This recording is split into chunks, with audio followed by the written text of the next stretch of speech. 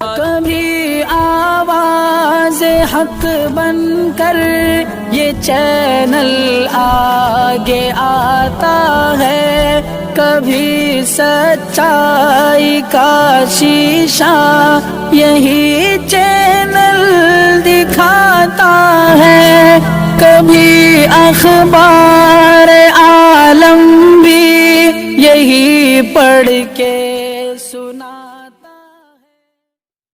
السلام علیکم ورحمۃ اللہ وبرکاتہ۔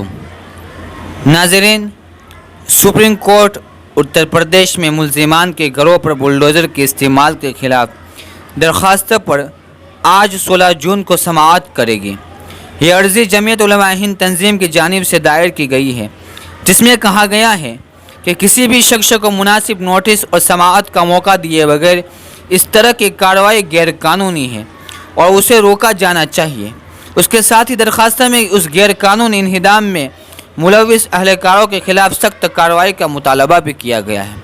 اتر پردیش میں حالیہ دنوں میں انتظامیہ نے کچھ لوگوں کے گھروں کو توڑ کر رکھ دیا ہے، جنہوں نے پیغمبر علیہ السلام کے بارے میں تبصرے کے خلاف احتجاج کیا تھا۔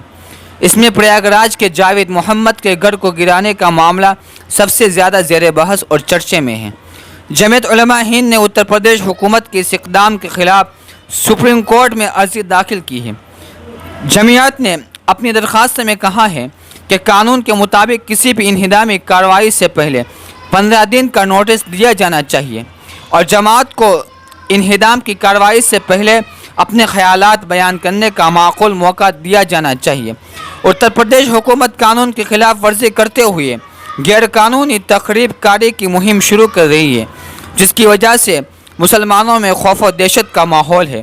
لہٰذا عدالت فوری طور پر اتر پردیش حکومت کو انہدام کا کام روکنے کا حکم جاری کرے۔